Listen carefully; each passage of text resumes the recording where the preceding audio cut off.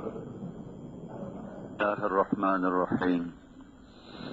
الصلاة والسلام على رسوله الكريم وعلى آله وأصحابه أجمعين وعلى من تبعه بإحسان إلى يوم الدين. أما بعد، أعوذ بالله من الشيطان الرجيم. بسم الله الرحمن الرحيم. أيحسب الإنسان أن يترك سدى ألم يكن نطفة من مني يمنى ثم كان علقة فخلق فسوى فجعل منه الزوجين الذكر والأنثى أليس ذلك بقادر على أن يحيي الموتى. وقال النبي صلى الله تبارك وتعالى عليه وسلم: إنكم اليوم في دار العمل ولا حساب وأنتم غدا في دار الحساب ولا عمل، او كما قال صلی اللہ تعالی علیہ وسلم. میرے بھائی اور دوستو، انسان اپنی زندگی کی نہ خود ابتدا کرتا ہے نہ اپنے ارادے سے اس کی انتہا کرتا ہے. اس کی ابتدا پر بھی اللہ کا قبضہ ہے، اس کی انتہا پر بھی اللہ کا قبضہ ہے، اور جو درمیان کا وقت ہے اس پر بھی اللہ تعالیٰ اپنی ساری طاقت اور قدرت کے ساتھ قابض ہے، لیکن اس نے اپنی قدرت کو اسباب کے پردے میں چھپایا ہوا ہے، جس سے انسانوں کو یہ دھوکہ لگ جاتا ہے کہ ہم بھی کچھ کرتے ہیں اور ہم بھی کرنے والے ہیں. لیکن اگر ہم اپنی پہل پر غور فرمائیں، بلکہ ساری کائنات کی پہل پر غور فرمائیں، تو کسی بنانے والے کا بنایا ہوا یہ نقشہ ہے. اپنی ذات پر غور کریں تو ایک پانی کے قطرے میں اتنی طاقت نہیں ہے کہ اتنی بڑی شکل کو بنا دے، اور پانی کا وہ قطرہ نہیں ہوتا، وہ تو ان آنکھوں سے نظر بھی نہیں آتا. تو ایک چھوٹا سا سیل ہوتا ہے جو بڑی مائکروسکوپ میں دیکھا جائے تو پھر اس میں وہ نظر آتا ہے، اور اس چھوٹے سے اتنے باریک سیل سے ایسے ایسے کارنامے اور ایسے ایسے شاہکار اور ایسے ایسی داستانیں جنم لیں. یہ ایک بڑے طاقتور خالق کی کاریگری ہے، اور ایک بڑے خالق کی طرف یہ سب کچھ نشاندہی کرنے والا ہے. اللہ تعالیٰ نے ابتدا کی، نہ ہمارا ارادہ، نہ ہماری چاہت، نہ ہمارا فیصلہ. آج تک زندہ ہیں اپنے ارادے سے نہیں، اپنی طاقت سے نہیں. جو سانس آ رہا ہے جا رہا ہے یہ اپنے ارادے سے نہیں، اپنی طاقت سے نہیں. ہم کچھ نہ تھے، اللہ تھا. ہم غذاؤں میں بکھرے ہوئے تھے، فضاؤں میں پھیلے ہوئے تھے، اللہ تھا. اللہ تعالیٰ نے سب کو جمع کیا، اسے غذا میں بدلا، اور پھر سلالۃ من طین، پھر مٹی میں سے اسے نکالا. ثم جعلناہ نطفۃ، پھر اسے نطفے کی شکل دی. فی قرار مکین، ایک مضبوط ٹھکانے میں. فقدرنا، پھر ایک اندازہ لگایا. فنعم القادرون، اللہ تعالیٰ فرماتا ہے میرے جیسا کہاں سے لاؤ گے اندازے لگانے والا، میرے جیسا کہاں سے لاؤ گے نظام بنانے والا، تقدیر بنانے والا. کون ہے کیا کہنے میرے سارے اس نظام کے تدبیر کے بنانے کے. پھر اس پر اگلا مرحلہ چلا.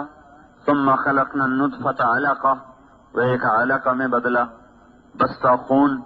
فخلقنا العلقة مضغہ، ایک لوتھڑا. فخلقنا المضغة عظاما، ہڈیاں.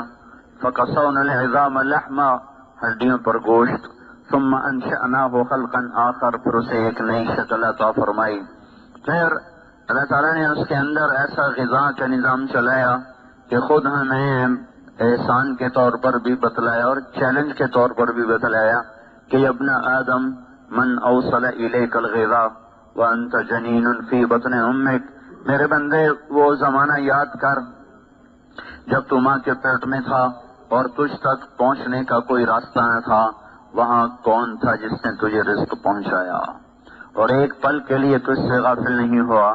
صرف ایک بچے کا مسئلہ تو نہیں، کائنات میں کتنی مادہ ہیں، صرف انسانی نہیں، صرف عورت نہیں، بلکہ کتنی مادہ مچھر، کتنے جانور، کتنے چوپائے، کتنے دوپائے، کتنے پرندے، کتنے آبی، کتنے درختوں میں نر مادہ، کتنے پھولوں میں نر مادہ، کتنے پنکھڑیوں میں نر مادہ، کتنے پروانوں میں نر مادہ، کتنے پتنگوں میں نر مادہ، سانپوں میں نر مادہ، شیروں میں نر اور مادہ، بلیوں میں نر اور مادہ، کتوں میں نر اور مادہ، اور بے شمار قسم کی مچھلیوں میں نر اور مادہ.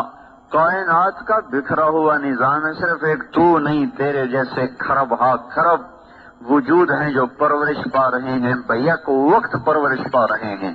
ہر ایک کا تقاضا الگ ہے، ضرورت الگ ہے، ہر ایک کی بنیاد الگ ہے، شکل الگ ہے، ساخت الگ ہے، تربیت الگ ہے، آنے کا وقت الگ ہے، بننے کا وقت الگ ہے، ڈھلنے کا وقت الگ ہے، روح کے پڑنے کا وقت الگ ہے.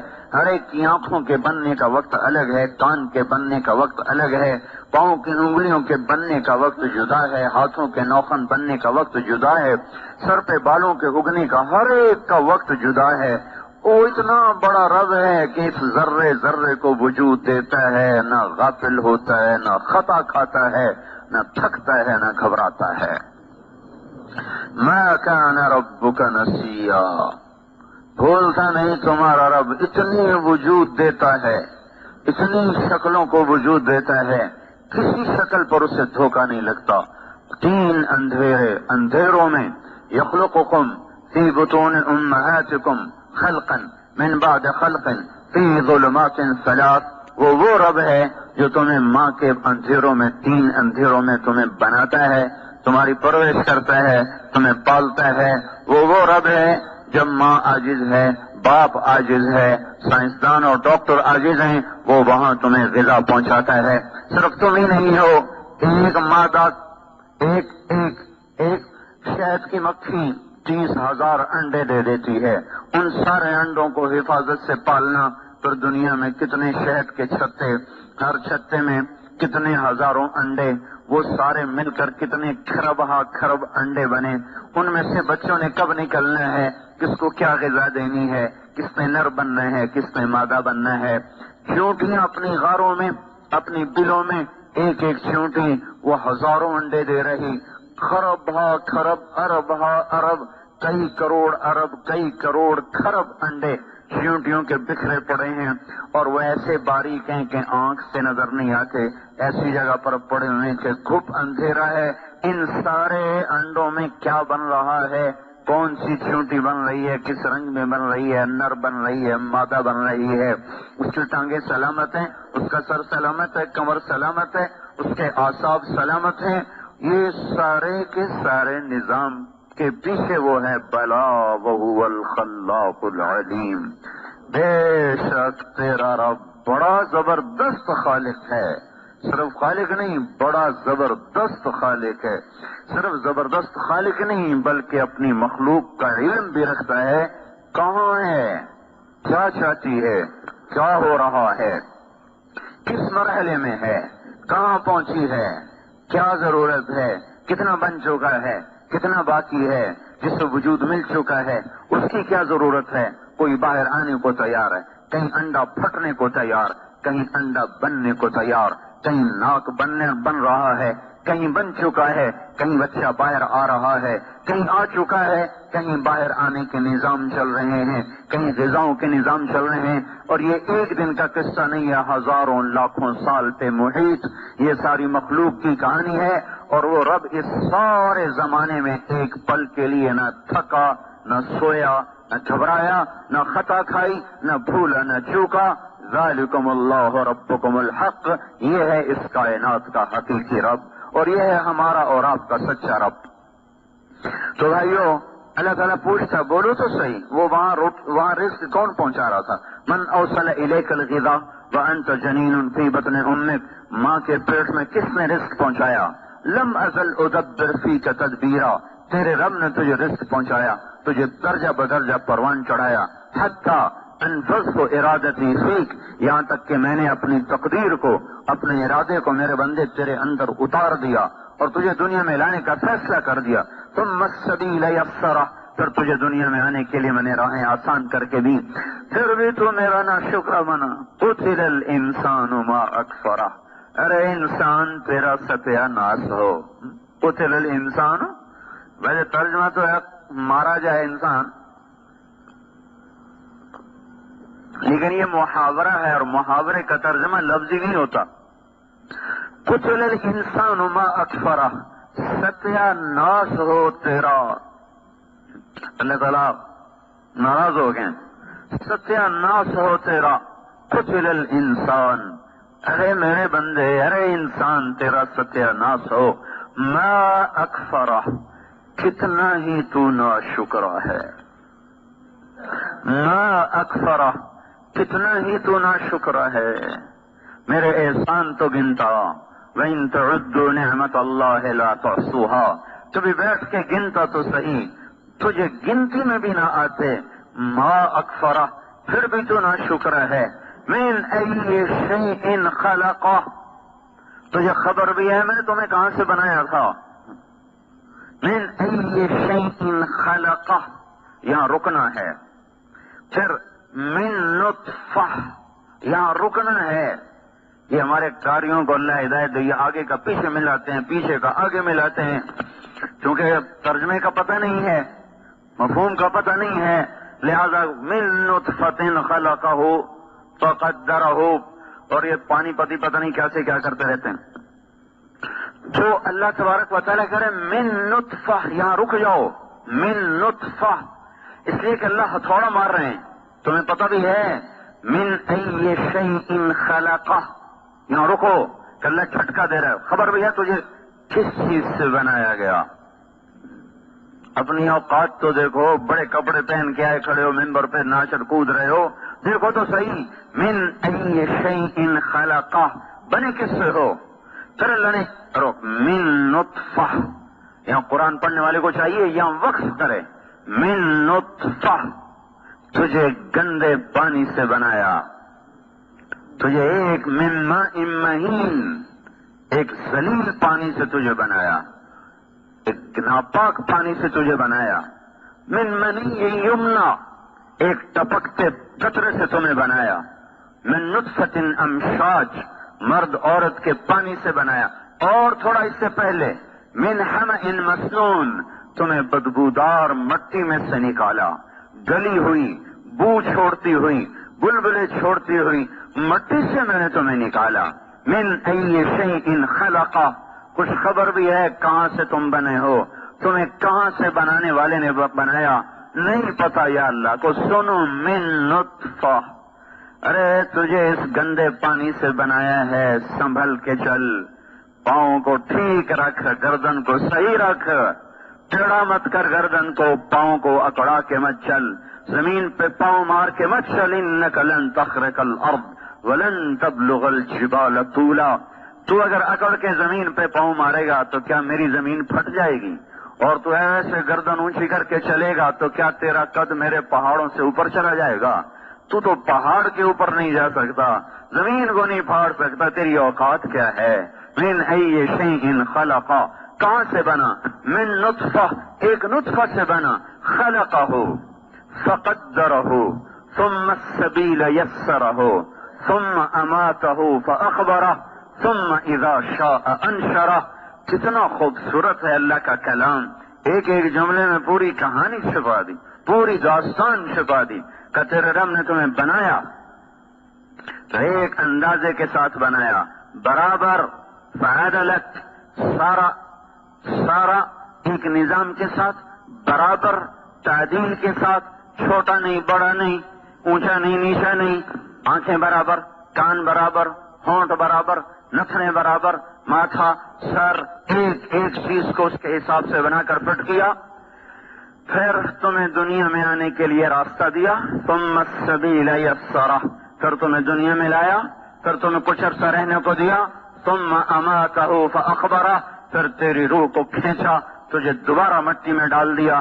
منہا خلقناکم وفیہا نعیدکم ومنہا نخرجکم تارۃ اخری، اسی سے تمہیں بنایا، اسی میں تمہیں پھینکا، پھر اسی سے تمہارا رب دوبارہ تمہیں زندہ کرے گا۔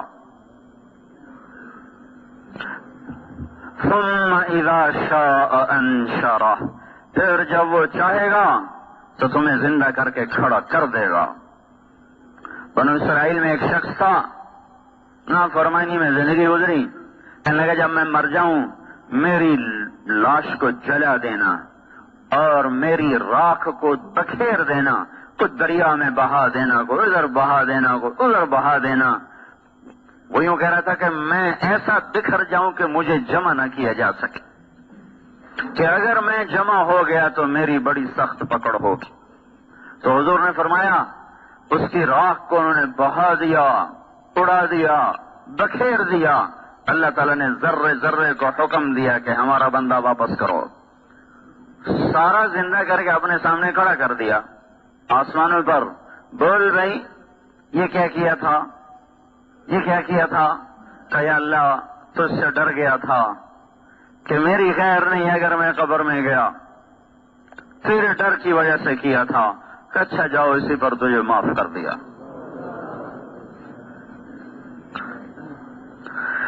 جو رب عدم سے ہستی میں لایا، اوہو، جس نے عدم کو وجود بخشا، نیست کو ہست کیا، کچھ نہ تھے اور یہ بنا دیا، عدم نہ تھے اور یہ وجود دیا، پھر ان قریب اس پر اپنی تقدیر کو نافذ کرنے والا ہے۔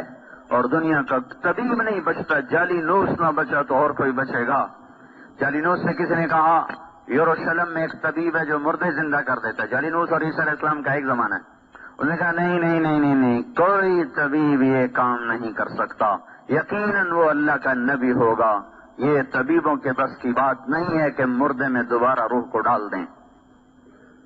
اذا المنیۃ انشبت اظفارها الفیت کل تمیمۃ لا تنفع، وہ جب موت پنجے گاڑتی ہے تو تعویذ ٹونے سارے بیکار چلے جاتے ہیں۔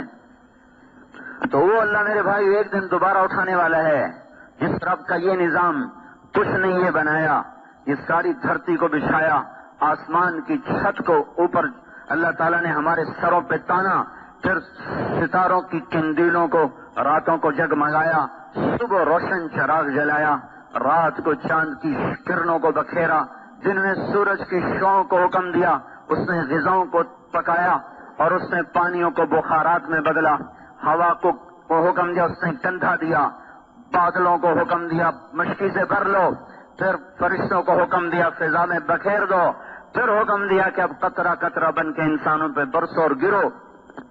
پھر اللہ تعالیٰ نے اسی کڑوے پانی کو میٹھا بنا کے ہمارے گھروں تک پہنچایا، پھر غلوں کو اگایا، پھر ہواؤں کو چلایا، پھر پھولوں کو مہکایا، پھر جانوروں کے تھنوں سے دودھ کے چشمے جاری فرمائے، نسقیکم من بین فرث ودم لبنا خالصا سائغا للشاربین۔ آپ کے اٹھنے سے پہلے بازاروں میں دودھ پہنچا ہوا، مرغیاں پہنچی ہوئی، بکرے ذبح ہو کے لٹکے ہوئے اور ان کی کھال اڑائی جا چکی، کھال کھینچی جا چکی، کھوپڑیاں توڑی جا چکی ہیں، ٹانگیں ٹوٹ چکی ہیں، ہزاروں لاکھوں کروڑوں مرغیوں پہ چھریاں چل رہی ہیں کہ صبح انسان اٹھے گا اس کے پیٹ کے ایندھن کو بھرنے کے لیے دودھ پہنچاؤ، سبزی پہنچاؤ، گوشت پہنچاؤ، پانی پہنچاؤ، میٹھا پہنچاؤ، ہر چیز کو حکم دیا کہ سورج کے بیدار ہونے سے پہلے ہر چیز گلستان والوں کے لیے تیار کر دو، حالانکہ اسے پتا ہے کہ یہ کھا پی کے میرے ناشکر ہی بنیں گے، اسے پتا ہے کہ یہ میرا کھا کر مجھ سے ٹکرائیں گے، لیکن پھر بھی وہ کہتا ہے دو ان کو کہ دنیا دارالامتحان ہے، دنیا فیصلے کی جگہ نہیں ہے۔ ان یوم الفصل کان میقاتا، وہ دن آگے آ رہا ہے، جس رب نے بنایا، جس رب نے زمین کا فرش بچھایا، ہواؤں کو چلایا، زندگی کو عطا فرمایا، وہی ایک دن ہمیں بھی مار دے گا، کائنات کو بھی مار دے گا، اور پھر ایک دن سب کو کھڑا کر کے اپنا کیا ہر ایک کے گردن میں ہوگا۔ وَكُلَّ إِنسَانٍ أَلْزَمْنَاهُ طَائِرَهُ فِي عُنُقِهِ، ہر آدمی کی گردن میں اس کا عمل ہوگا اور اسے اللہ کے سامنے جواب دینا ہے۔ میرے بھائیو، ہم آزاد نہیں ہیں، ہماری ابتدا کسی نے کی ہے، ہماری انتہا بھی کوئی کرتا ہے، وہ درمیانی عرصے پر بھی پوری طاقت رکھتا ہے، وہ چاہتا تو کوئی کافر نہ ہوتا، کوئی زانی نہ ہوتا، کوئی شرابی نہ ہوتا، کوئی سود نہ کھاتا، کوئی گانے نہ سنتا، کوئی ماں باپ کا نافرمان نہ ہوتا، کوئی جھوٹ نہ بولتا، کوئی خیانت نہ کرتا، کوئی ظلم نہ کرتا۔ اسے طاقت ہے، آج بھی کر سکتا ہے، جنت میں نہیں کر کے دکھائے گا. اور جنت میں تو زندگی بھی ہمیشہ کی ہے، اور زندگی بڑی طاقتور ہے. یہاں تو بیماری بھی، بڑھاپا بھی، موت بھی، غم بھی، بھوک بھی، تھکن بھی، پیاس بھی، دکھ بھی، رنج بھی، نفرتیں بھی، عداوتیں بھی، جنگ بھی، امن بھی، کتنے سلسلے ہیں.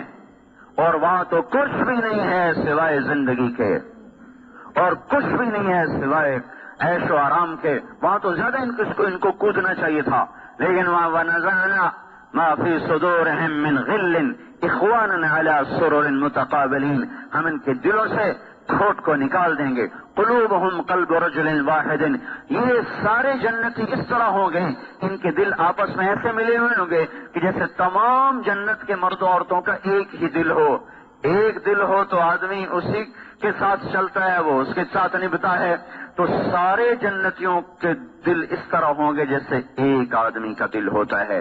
جو رب جنت کی ابدی زندگی میں یہ کر سکتا ہے وہ اس زندگی میں بھی کر سکتا ہے. وَلَوْ شِئْنَا لَآتَيْنَا كُلَّ نَفْسٍ هُدَاهَا. میں چاہوں تو تم سب کو ہدایت دے دوں، لیکن میرے بھائیو لِيَبْلُوَكُمْ أَيُّكُمْ أَحْسَنُ عَمَلًا. اس نے یہ بساط بچھائی ہے خیر اور شر کے ساتھ، اچھے اور برے کے ساتھ، جھوٹ اور سچ کے ساتھ، حق اور باطل کے ساتھ، زنا اور پاکدامنی کے ساتھ، شراب اور دودھ کے ساتھ، سود اور حلال کے ساتھ، خیانت اور دیانت کے ساتھ، صدق اور جھوٹ کے ساتھ، ظلم اور عدل کے ساتھ، عفت اور بدماشی کے ساتھ. یہ اللہ تعالیٰ نے تواضع اور تکبر کے ساتھ، غصے اور درگزر کے ساتھ، انتقام اور معاف کرنے کے ساتھ، یہ اس طرح اللہ تعالیٰ نے دھوپ چھاؤں کا ایک سلسلہ چلایا ہے.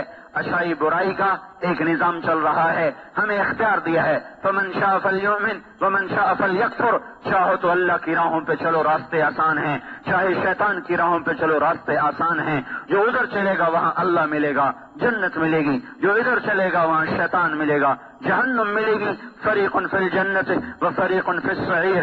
ایک طبقہ جنت میں جائے گا اور ایک طبقہ جہنم میں جائے گا. آج وقت ہے میرے بھائیوں کہ ہم آنکھ بند ہونے سے پہلے توبہ کریں کہ ہماری زندگی ان راہوں پہ ہے جس کے آخر میں جہنم ہے، جس کے آخر میں شیطان ہے. ہم ان راہوں پہ چل چکے جن راہوں میں جا کر اللہ نہیں ملتا، بلکہ اللہ سے دور انسان ہوتے چلے جاتے ہیں. آگے جہنم کے خوفناک کھڈے ہیں، غاریں ہیں اور گڑھے ہیں. وہ راہیں بند ہو رہی ہیں، مسدود ہو رہی ہیں، جن پر چل کر لوگوں کو اللہ کا ملاپ ہوتا ہے، اللہ کی رضا ملتی ہے، جنت ملتی ہے، اللہ تعالیٰ اور اللہ کا قرب ملتا ہے. وہ راہیں بند ہیں. تبلیغ کی محنت یہ اس بات کی محنت ہے کہ لوگ اپنے اللہ کو پہچانیں، اپنے محبوب صلی اللہ تعالی علیہ وسلم کی زندگی کو پہچانیں، ان راہوں پر چلیں جن پر چل کر اللہ ملتا ہے. پھر دنیا بھی مقدر میں آ جاتی ہے. من کان ہمہ طلب الآخرہ جمع اللہ علیہ شملہ.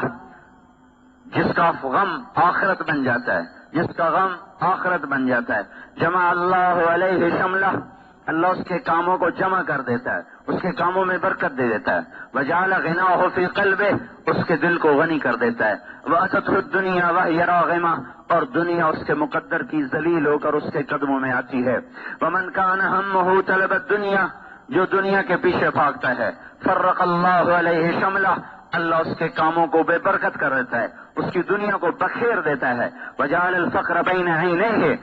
بھوک کا ڈر اس کے دل میں اتار دیتا ہے. ولا یصیب من الدنیا الا ما كتب له. اور مقدر کی دنیا کے سوا کچھ لے نہیں سکتا. سے میرے بھائیوں اس آنے والے وقت کی تیاری کرو. حضور نے فرمایا الا وان الدنیا عرض حاضر یاکل منه البر والفاجر. سن لو، غور سے سن لو، ساری دنیا ایک گرا پڑا سودا ہے. سارا صرف فیصلہ آباد کے 8 بازار نہیں، ساری دنیا کے 7 بر اعظم پر جو کچھ ہے یہ گری پڑی چیز ہے، معمولی چیز ہے. یاکل منه البر والفاجر.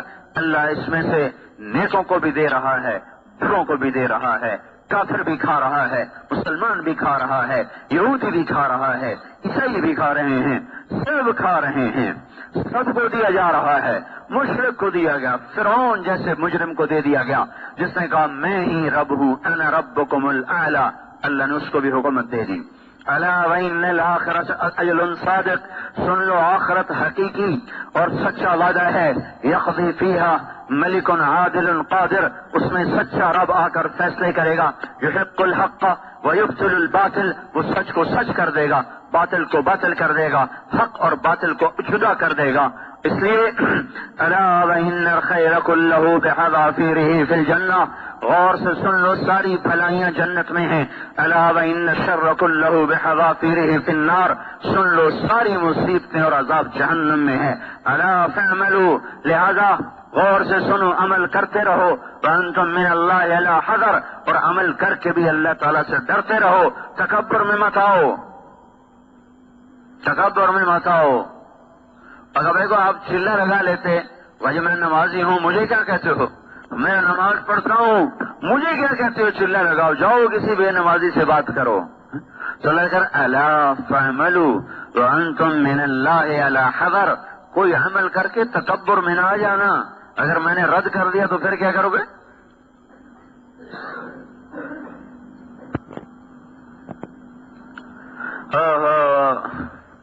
حضرت علی وہ ہستی ہیں جن کو اللہ کے نبی نے کہا علی تجھے خوشخبری ہو، جنت میں تیرا گھر میرے گھر کے سامنے ہے. یہ خوشخبری سوائے علی کے کسی کو نہیں ملی. اترضى ان يكون منزلك مقابل منزلي في الجنہ، اے علی تو خوش ہے جنت میں تیرا گھر میرے گھر کے سامنے ہے. جس شخص کا گھر اللہ کے نبی کے گھر کے سامنے بن جائے وہ کتنے اونچے مقام والا ہے اور کتنے بڑے عمل والا ہے. وہ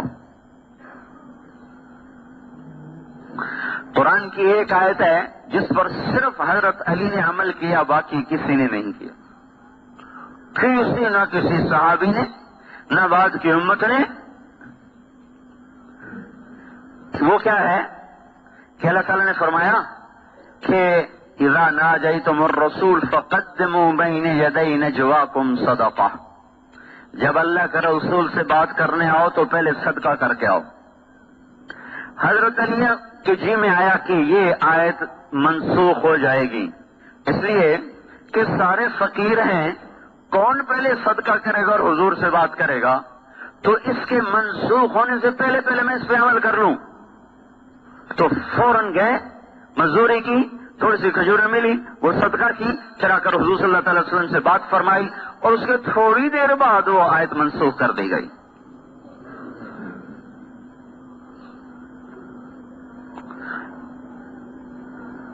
پھر آپ نے کہا قیامت کے دن میں فاطمہ، حسن، حسین اور علی ایک ہی جگہ پر ہوں گے، اکٹھے ہوں گے. پھر مجھے اس وقت ان کے فضائل نہیں سنانے، صرف تھوڑا سا اشارہ کیا کہ وہ کتنے اونچے مقام کا آدمی ہے. لیکن وہ رات کو روتے ہوئے دعا مانگتے ہیں روزانہ کی، ان کی مناجات ہے، مناجات روز کی. وہ کیا ہے؟ حضرت زرار ابن زمرہ کنانی فرماتے ہیں کہ میرے کانوں میں آج بھی علی کے الفاظ گونج رہے ہیں. کس وقت میں؟ وقد ارخى الليل سدولها وغارت نجومها، جب رات اپنا پھن پھیلا چکی ہوتی تھی اور ستارے بھی چل چل کے تھک کے ماند پڑ چکے ہوتے تھے. اور یہ شخص کہاں ہوتا تھا؟ وهو يميل في المحراب، وہ اپنے مصلے پہ ایسے تڑپ رہا ہوتا تھا. قابضا على لحيته، اس نے داڑھی کو دونوں ہاتھوں سے یوں پکڑا ہوتا تھا.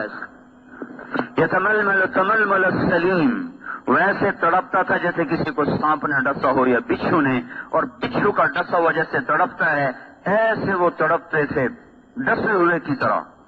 ویبکی بکاء الحزین، اور اس طرح روتے تھے جیسے کوئی دکھوں کا اور غموں کا مارا ہوا روتا ہے، ایسے وہ روتے تھے. پھر کہتے دنیا سے بات کرتے الیہ تغررتی، ارے دنیا کہاں آ گئی میرے پاس مجھے دھوکہ دینے. الیہ تشوقتی، میرے شوق میں. الیہ تشوفتی، مجھے جھانکتی ہے. الیہ تزینتی، میرے سامنے بن سنور کے آتی ہے. ہیہات ہیہات، دفع ہو جا، دور ہو جا، غری غیری، کسی اور کو دھوکہ دے. قد بتت کی فلاتا، میں تمہیں 3 طلاق دے چکا ہوں. لا سبیل لی الیک، 3 طلاق کے بعد تو واپسی بھی نہیں ہو سکتی. عمرک قصیر، تیری عمر ہی کیا ہے جو تجھ سے وفا کروں، مجلسوں کے حقیر تیری قیمت ہی کیا ہے جو تجھ پر جان لگاؤں، وہ خطروں کے یسیر تیری خوشی کیا ہے جس کی خاطر میں دھکے کھاؤں، آہن آہ، یہ آخری جملہ سنانا چاہتا تھا، آخری جملہ، آہن آہ، جیسے ہم اپنی زبان میں کہتے ہیں ہائے ہائے، یہ عربی میں آہن آہ، کس بات پر؟ ہائے ہائے، حضرت علی کہہ رہے ہیں ہائے ہائے ہائے ہائے، کیا ہوا؟ من قلت الزاد، یا اللہ میرے پاس عمل بہت تھوڑا ہے، یا اللہ میرے پاس عمل بہت تھوڑا ہے، وبعد السفر، یا اللہ میرا سفر بہت لمبا ہے، ووحش ٹوٹا ہوا نہیں ہے، دیکھو تو صحیح آج اللہ کے نبی کے طریقے کیسے ذبح ہو گئے اور شیطان کی منڈی کیسے چمک گئی۔ کون سا ایسا کبیرہ ہے جو ہم للکار للکار کے نہیں کر رہے؟ ایک تو آدمی گناہ کرتا ہے، شرماتا ہے، توبہ کرتا ہے، پھر کر بیٹھتا ہے غفلت میں، یہ تو گناہ کا گناہ ہونا نکل گیا۔ سارا سود سیونگ اکاؤنٹ بن گیا، سیونگ، اور ایمان کے جنازے اٹھ رہے ہیں، اللہ سے اعلان جنگ کو سیونگ کہا جا رہا ہے، سیونگ، بچت ہے، بچت، اللہ سے ٹکر لے لی تو یہ بچت۔ سوچو تو صحیح بھائی ہو، کس سے ٹکر لی اور کیا اس کو نام دیا؟ Saving account. سارے ملک کو جوئے پہ لگا دیا، انعامی اسکیم، اڑیڑی والا بھی لیے بیٹھا ہے کہ دعا کر انشاءاللہ میری بھی نکل آوے، میری بھی دیں پھر جمن، اور تیرا بیڑا غرق ہو جائے، تیری نہ ہی نکلے تو تیرے دن پھر ہوئے ہیں۔ کبھی حرام کے پیسے نے گھروں میں گھی کے چراغ نہیں جلائے، ہمیشہ ان گھروں میں ویرانیوں نے ڈیرے ڈالے، وحشت نے ڈیرے ڈالے، ہمیشہ ان گھروں میں آگ جلی ہے، نفرت کی، عداوت کی، بغض کی۔ جس گھر میں حرام پیسہ گیا ہے، سود کا ہو، جھوٹ کا ہو، رشوت کا ہو، خیانت کا ہو، کسی غلط کام کا ہو، کسی بھی لائن کا ہو، اس گھر والوں نے کبھی سکھ نہ دیکھا۔ بھائیو، جس کا سب کچھ بن چکا ہے، کیا ہوا؟ تو اب کیوں بتایا؟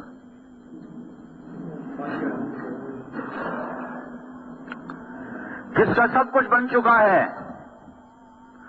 اس کو جنت کی خوشخبری مل چکی ہے، وہ کہتا ہے ہائے میرا کیا بنے گا، ہائے میرا کیا بنے گا۔ اور ہمارا تو بنا بھی کچھ نہیں، ہمیں تو پتہ بھی کوئی نہیں ہے کہ خاتمہ بھی ایمان پہ ہوگا کہ نہیں ہوگا، ہمیں تو اتنا بھی یقین کوئی نہیں کس حال میں موت آئے گی۔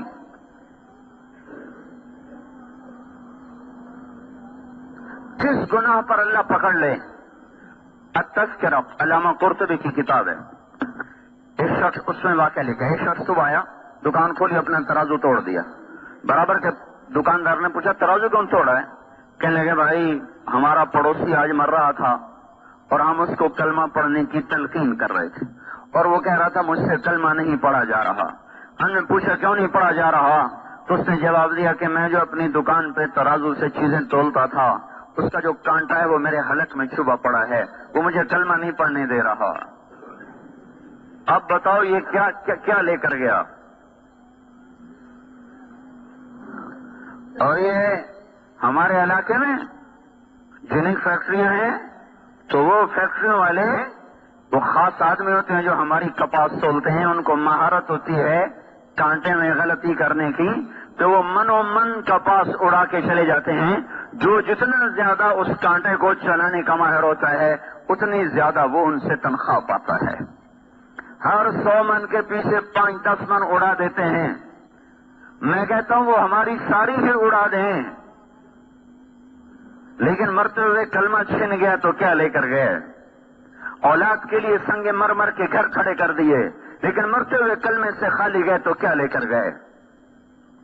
ساری زندگی عیش و آرام سے گزری، لیکن مرتے ہوئے کلمہ نکل کے ہاتھ سے تو کیا گیا؟ کیا لے کر جا رہے ہیں؟ بھائیو، اللہ کے واسطے اللہ کی طرف رجوع کرو. جس کے سامنے آنا ہے اس سے ڈر کے چلیں. جن کے مسئلے حل ہو گئے ان کا یہ حال ہے. وہ حضرت عمر جن کے اسلام لانے پر آسمان کے فرشتوں نے خوشیاں منائی. جب آپ نے کلمہ پڑھا اور صحابہ نے تکبیر پڑھی تو جبریل آ گئے کہ یا رسول اللہ، آپ کو عمر کے اسلام کی خوشی ہو رہی؟ آپ نے کہا ہو رہی. استبشر بہ اہل السماء، آسمان کے فرشتے بھی خوش ہو رہے ہیں عمر کے اسلام لانے پر. یہ وہ شخص ہے جس راستے سے گزرتا تھا شیطان وہ راستہ چھوڑ جاتا تھا. اور یہ وہ شخص ہے کہ آپ نے فرمایا عرفات کے میدان میں سارے صحابہ موجود ہیں 1.25 لاکھ. تو آپ نے کہا اس وقت اللہ تعالیٰ میرے صحابہ پہ فخر کر رہا ہے. عمر بن خطاب پہ خاص طور پہ فخر فرما رہا ہے.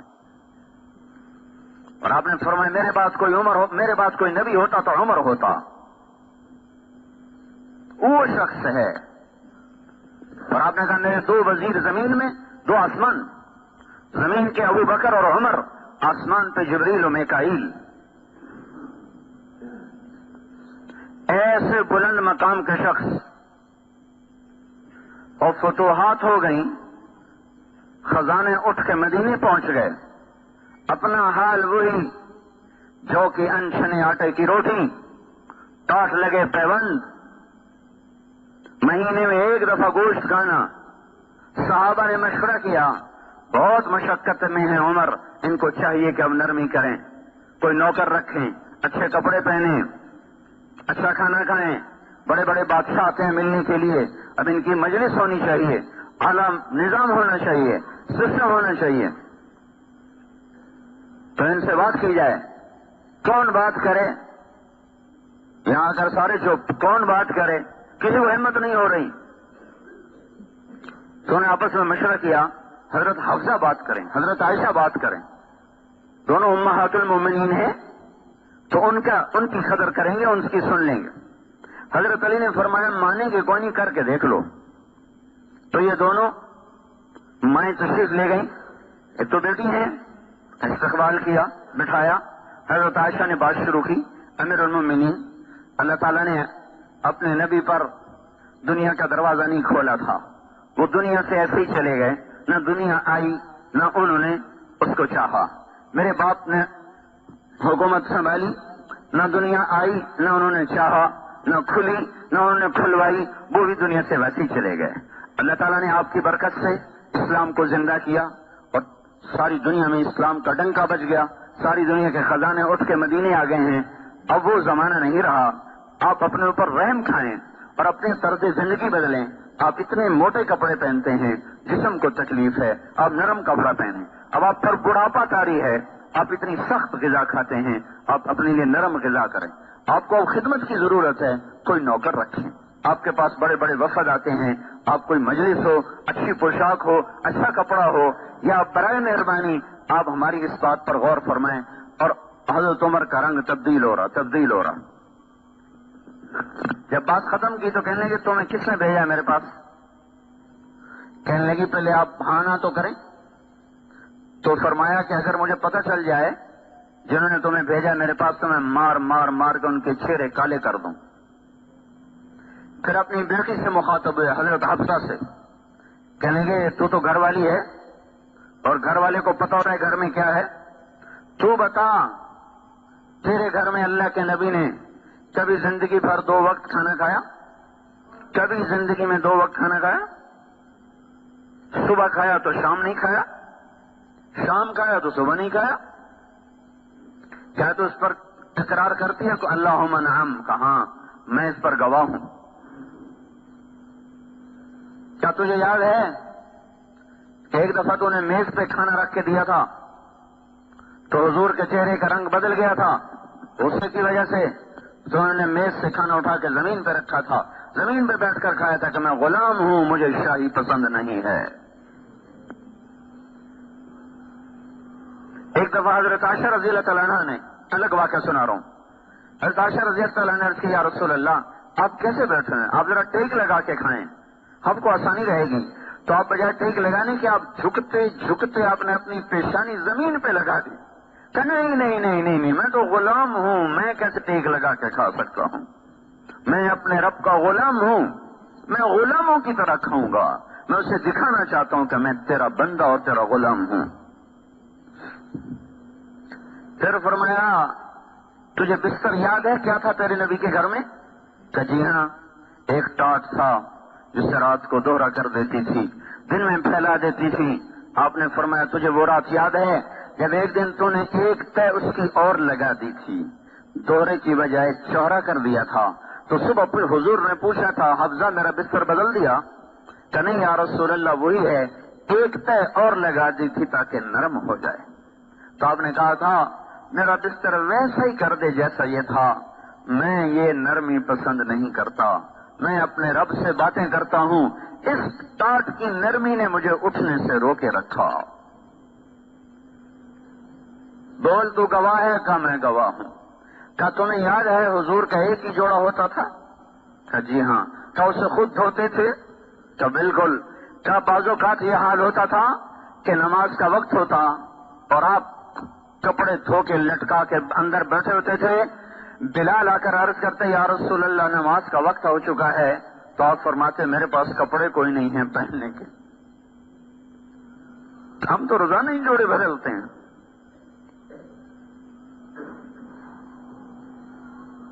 اور نماز میں تاخیر ہو جاتی تھی کہ آپ کے پاس دوسرا جوڑا نہیں ہوتا تھا کہ جا کے نماز پڑھا دیں۔ نماز میں تاخیر ہو جاتی تھی، کپڑے سوکھتے تھے، آپ پہنتے تھے، پھر آ کے نماز پڑھاتے تھے۔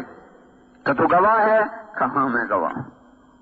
کیا تجھے یاد ہے ایک دفعہ ایک عورت نے 2 چادریں ہدیے کے لیے بھیجنے کا کہا تھا، اس وقت آپ کے پاس ایک جوڑا بھی نہیں رہا تھا، تو اس نے ایک چادر بھیج دی تھی اور ایک چادر بھیجنے میں دیر کر دی، نماز کا وقت ہو گیا تو آپ نے ایک ہی چادر کو اپنے جسم پہ لپیٹ کے جا کے نماز پڑھائی تھی۔ یہ وہ ہستی ہے جن کے اشارے پر جنت کے زرق برق لباس اتر سکتے تھے، جنت کی سواریاں، ان کے گھوڑے دروازے پر براق باندھے جا سکتے تھے، دسترخوان سجائے جا سکتے تھے۔ کیا تجھے یاد ہے؟ کہ جی بالکل یاد ہے۔ تو پھر مجھے کیا سبق پڑھانے آئی ہو؟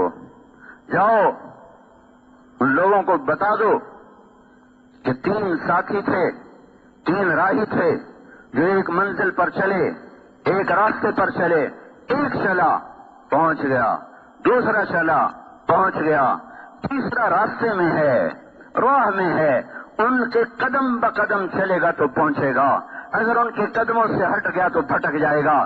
لہذا بتا دو ان کو کہ اس ذات کی قسم جس کے قبضے میں عمر کی جان ہے، میں اپنے آپ کو اسی تنگی میں رکھوں گا کیونکہ میں نے اسی حال میں اپنے نبی سے جدائی، میرا نبی مجھ سے جب جدا ہوا تھا تو میں اسی حال میں تھا، میں اس حال کو نہ بدلوں گا یہاں تک کہ میرا رب مجھے اپنے ساتھیوں سے ملا دے۔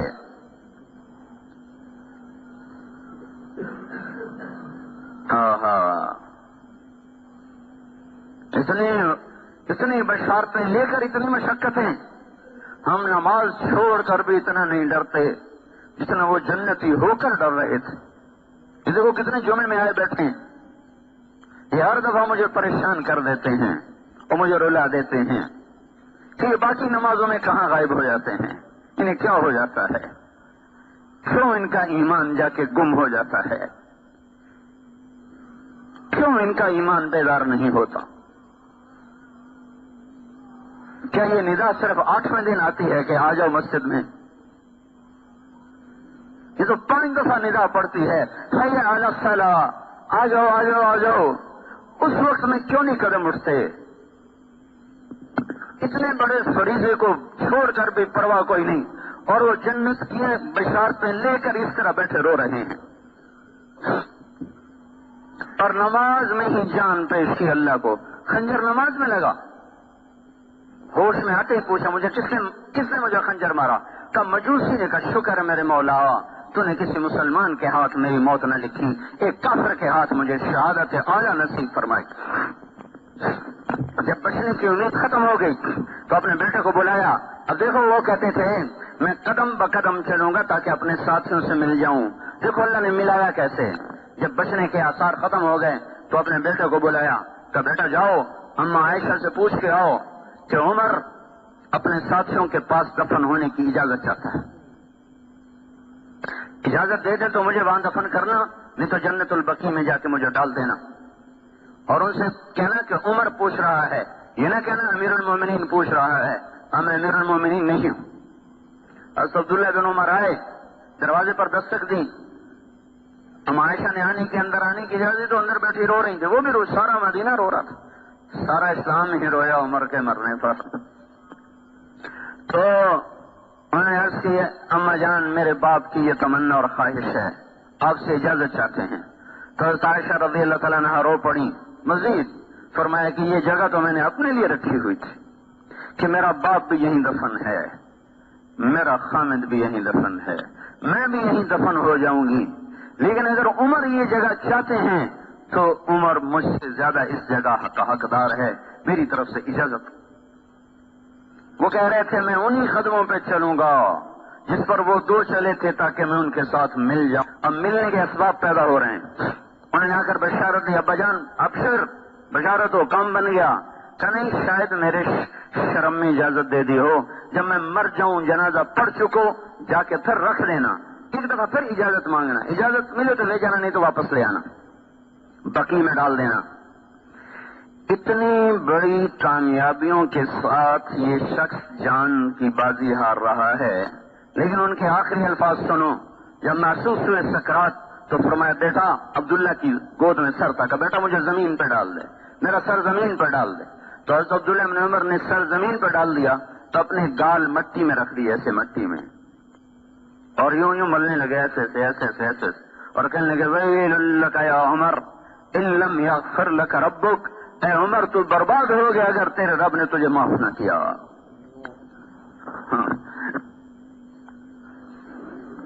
جنت کی خوشخبریاں لے کر بھی وہ کہے تو برباد ہو گیا اگر تیرے رب نے تجھے معاف نہ کیا۔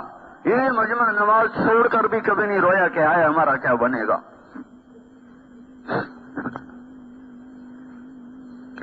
سارا دن ظلم ہی ظلم ہے۔ ظالم اسی کو نہیں کہتے جو کسی کو مارے اور قتل کرے، جس کی نظر نے غلط دیکھا یہ بھی ظالم ہے، جس کے کانوں نے غلط سنا یہ بھی ظالم ہے، جس کی زبان غلط بول گئی یہ بھی ظالم ہے۔ ایسے اونچے انسان، اے اللہ اگر تو نے عمر کو معاف نہ کیا تو عمر ہلاک ہو جائے گا، یہ کہتے کہتے کہتے ویل لک یا عمر ان لم یغفر لک ربک، اور کہتا ویل لک ولامک یا عمر ان لم یغفر لک ربک، عمر تو بھی برباد، تیری ماں بھی برباد اگر تیرے رب نے تجھے معاف نہ کیا۔ یہ کہتے کہتے کہتے کہتے دنیا سے رخصت ہو گئے۔ یہ وہ لوگ ہیں، یہ وہ ہستیاں ہیں جن پر اسلام بھی فخر کرتا تھا، جن پر فرشتے فخر کرتے تھے، جن پر اللہ فخر کرتا تھا۔ وہ ساری بشارتیں لے کر اس حال میں ہے، اور ہم سارے حکم توڑ کر ایسے غافل۔ بھائیو کہیں تو انصاف پہ آؤ، اپنے نفس سے پوچھو تو صحیح کہ کیا کر رہے ہو، اپنی عقل سے سوال کرو، اس سوئے ہوئے ضمیر کو کسی رات کی تنہائی میں بیدار کرو کہ کیا کر رہے ہو، کس چیز پہ محنت کر رہے ہو، کن چیزوں کے پیچھے بھاگ رہے ہو۔ حضرت صاحب نے جنازہ پڑھایا، پھر جنازہ اٹھا، اور حضرت عبداللہ بن عمر نے آ کر اما عائشہ کے دروازے پر رکھ دیا۔ پھر آگے بڑھے، سارا مجمع پیچھے، یہ آگے بڑھے، دستک دی کہ ام المومنین میرا باپ دروازے پہ حاضر ہو چکا ہے اور اندر آنے کی اجازت چاہتا ہے۔ حضرت عائشہ رضی اللہ تعالیٰ عنہ نے مرحبا بعمر، مرحبا بعمر، خوش آمدید ہو عمر کے لیے، اپنی اوڑھنی کو اٹھایا اور باہر چلی گئیں، اور صحابہ اندر اترے، اندر گئے قبر کھودنے کے لیے۔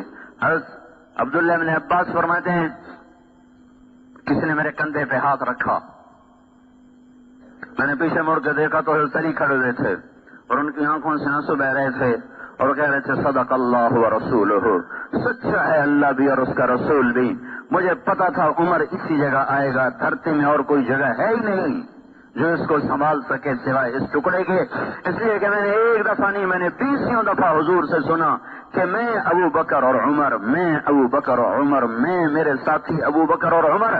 اس جملے کو میں نے اتنا سنا کہ مجھے یقین تھا کہ اس کائنات میں کوئی ٹکڑا ایسا نہیں جو عمر کو سنبھال سکے سوائے نبی کے پڑوس کے. بھائیو، جو زندگیاں بنا گئے وہ روتے چلے گئے. ہم گناہوں میں بوڑھے ہو گئے اور پھر بھی آنسو نہ بہے. اس لیے بھائیو، اللہ کے واسطے توبہ کرو، اللہ کو راضی کرو. انفرادی مسئلے حل کرانے ہوں، اجتماعی مسئلے حل کرانے ہوں، ملکی مسئلے حل کرانے ہوں، عالم کے مسلمانوں کا مسئلہ حل کرانا ہو، یہ سیاستدانوں کے بس کی بات نہیں ہے، یہ حکمرانوں کے بس کی بات نہیں ہے، یہ فوج اور پولیس کے بس کی بات نہیں. وہ بیچارے ہمارے جیسے کمزور انسان ہیں. اللہ کو واسطے دو، اس کو مناؤ، وہ ارادہ کر لے.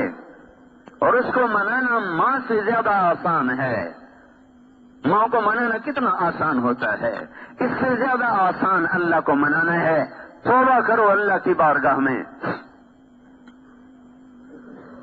ایسی توبہ کہ توبوا الی اللہ جمیعا ایھا المؤمنون، سارے مل کے کرو. وتوبوا الی اللہ توبۃ نصوحا، اور سچی توبہ کرو. اللہ کا بھی اعلان سنو، من تقرب الی تلقیتہ من بعید. جب کوئی توبہ کر کے میری طرف آتا ہے، چاہے زندگی اس کی گناہوں میں گزر گئی، رواں رواں سیاہ ہو گیا، پھر بھی جب وہ میری طرف قدم اٹھاتا ہے تو میں اپنی جگہ سے اٹھ کر آگے اس کا بڑھ کر استقبال کرتا ہوں. اللہ کو استقبال کرتا پاؤ گے بھائیو اگر ہم توبہ کریں گے. اس سے تانا نہیں سنو گے، اس سے گلہ نہیں سنو گے دیر سے کیوں آئے، بڑھاپے میں کیوں آئے. جو جب آئے گا، جس وقت آئے گا، اللہ تعالیٰ فرماتے ہیں میری رحمت کا در کھلا ہوا پائے گا. تو بھائیو، ایسے کریم اللہ سے ٹکر لے کے زندگی گزارنا بہت بڑی نادانی ہے. اللہ کے واسطے میں بھی توبہ کرتا ہوں، آپ بھی توبہ کریں، اس کے سوا کوئی راستہ نہیں. مسجدیں بھرو، اپنے آپ کو سود سے نکالو، یہ موسیقی کی تانوں سے اپنے آپ کو نکالو. جو قوم موسیقی میں ڈوب جاتی ہے ان کا مقدر کبھی نہیں طلوع ہو سکتا، ان کے لیے غروب ہی مقدر ہے، غروب ہی مقدر ہے. دنیا کی تاریخ گواہ ہے اس پر. جن قوموں میں سود پھیلا وہ کبھی نہ پنپ سکی، جن قوموں میں ظلم پھیلا وہ کبھی نہ سبز اور ہری ہو سکی، جن قوموں میں فحاشی پھیلی ان قوموں کو صفحہ ہستی سے مٹا دیا گیا. بھائیو، یوں مغرب کے پیچھے اندھے ہو کے نہ چلو. مغرب اندھیرے کی جگہ ہے، یاد رکھو. مشرق روشنی کی جگہ ہے. مغرب میں تو سورج جیسا روشن چراغ جا کے ڈوب جاتا ہے اور اندھا ہو جاتا ہے. مغرب میں تو سورج جیسا چراغ جا کے بجھ جاتا ہے. تو اگر مغرب کے پیچھے چلو گے تو سوائے اندھیروں کے کچھ نہیں ملے گا. یہ وہ غار ہے جو سورج کی روشنی کو بھی کھا جاتا ہے. یہ وہ اندھیرے ہیں جہاں سورج بھی بے بس ہو جاتا ہے، عاجز ہو جاتا ہے، بجھ کے رہ جاتا ہے. مشرق ہے، مشرق جہاں سے روشنیاں پھوٹتی ہیں، جہاں سے روشنیاں طلوع ہوتی ہیں. فاران کی چوٹیاں مشرق میں تھیں جہاں سے آفتاب نبوت طلوع ہوا ہے. یوں مغرب کے پیچھے مت چلو بھائیو. اپنی جو قوم اپنی تہذیب پہ نہ آ سکے، مجھے رونا آتا ہے جب معصوم بچوں کو ٹائیاں پہن کے اسکول جاتے دیکھتا ہوں. یہ قوم کہاں جا رہی ہے؟ انہیں کون سمجھائے اور کیسے سمجھائے؟ کہاں سے کوئی بول لائے جائیں، کوئی ایسا سحر لایا جائے، کوئی ایسے رونے دھونے والے کہیں سے لائے جائیں کہ جو رو رو رو کر ان کی آنکھیں کھلوا دیں. جو قوم اپنی متاع ہی بیچ چکی ہو، ان کے پیچھے کیا رہ گیا؟ ہماری اپنی پہچان ہے، ہماری تہذیب ہے، ہماری شناخت ہے. مشرق اور مغرب میں بڑے فاصلے ہیں. مشرق طلوع ہونے کی اور روشنیوں کی جگہ ہے، مغرب تو ڈوبنے کی جگہ ہے۔ کہ میرے بھائیوں، اپنے محبوب صلی اللہ علیہ وسلم کی زندگی کو سامنے رکھ کے چلنا سیکھو، اپنے بچوں کو ان خطوط پہ چلاؤ، کل کو مر جائیں تو کچھ آپ کے لیے کرنے والے بنے۔ نہ ہو کہ کسی کو یہ بھی نہ پتا ہو کہ اب اس کے لیے میں نے کیا کرنا ہے، مر تو گیا۔ قبل اس کے کہ ہم مٹ جائیں، کچھ ایسے نشان چھوڑ کے جائیں کہ ہمارے بعد بھی ہمارے لیے صدقہ جاریہ چلتے رہیں۔ کہ بھائیو، توبہ کرو اللہ کی بارگاہ میں بھی کرتا ہوں، آپ بھی کرو، اور اللہ کی راہ میں وقت لگاؤ، 4 مہینے لگاؤ، 40 دن لگاؤ، اور نہیں تو اتنا تو اپنے اوپر آپ رحم کریں کہ مہینے میں 3 دن تو سارے جایا کریں۔ تو اللہ کی قسم آپ کے نفع کی بات بتا رہا ہوں، جس دنیا پہ آپ محنت کر رہے ہیں، موت کے پہلے جھٹکے پر یہ پرائی ہو جائے گی۔ باپ مرتے ہیں، بھائی دستوں گریباں ہو جاتے ہیں، ایک ماں کی گود میں کھیلنے اور پلنے والے ایک دوسرے کی شکل دیکھنے کے روادار نہیں رہتے، دنیا بھر دکان پر، زمین پر، جائیداد پر خون سفید ہو جاتے ہیں۔ اپنی حلال کماؤ میں اس سے نہیں روک رہا ہوں، دوڑ نہ لگاؤ، دوڑ ادھر کی لگاؤ، رغباً الی اللہ من غیر ذات الا التقى وعمل المعاد، وشمرت عن ساق الازار مهاجرا اجوب اليك الوعث بعد الدكادك لاصعب خير الناس نفسا ووالدا رسول مليك الناس فوق الحبائب۔ اللہ اس کے رسول کی دوڑ لگاؤ، حلال کماؤ، دوڑ نہ لگاؤ، دوڑ اللہ رسول کی لگاؤ۔ اتنا تو بھائیو ہم کریں کہ ہر مہینے 3 دن تو لگا لیا کریں۔ یہ کوئی تبلیغی جماعت پر احسان نہیں، آپ کا اپنی ذات پہ احسان ہے، ماحول سے زندگی بدلتی ہے۔ اس کی سارے بھائی نیتیں کرو بھائی۔ کیوں بھائی؟ میں نے کوئی ناجائز مطالبہ تو نہیں کیا۔ اگر میں کہہ رہا ہوں توبہ کرو تو کوئی اپنے لیے تو نہیں کچھ مفاد ہے، کوئی اپنی ذات کی دعوت تو نہیں دے رہا آپ کو گڑھے سے نکالنے کی دعوت دے رہا ہوں۔ میں بھی گرا پڑا ہوں، آپ بھی گرے پڑے ہیں، ایک دوسرے کو کھینچو کے نکلے اس غلاظت اور گندگی سے، اس گناہوں کے تعفن میں موت نہ آئے، نیکیوں کی خوشبو میں اللہ کی بارگاہ میں حاضر ہوں۔ تو بھائی توبہ تو سارے کرو، ٹھیک ہے کہ نہیں؟ اتنا مجمع ہر نماز میں جس دن ہو گیا، اس دن اللہ باطل کو توڑ دے گا انڈے کے چھلکے کی طرح، اور حق کو اوپر لے آئے گا۔ مسجدیں ویران، بازار آباد، قرآن بند، موسیقی کھلی ہوئی، کہاں سے اللہ کی مدد آئے گی؟ تو بھائیو، مبارک گھڑی ہے، مبارک وقت ہے، کافی مجمع بیٹھا ہوا ہے، اللہ کی بارگاہ میں ہم سب توبہ کریں گے، اللہ بڑا خوش ہوگا، ٹھیک ہے نا؟ اور اللہ کی راہ میں نکلنے کے بھی ارادے کرو، اللہ تعالی ہم سب کو عمل کی توفیق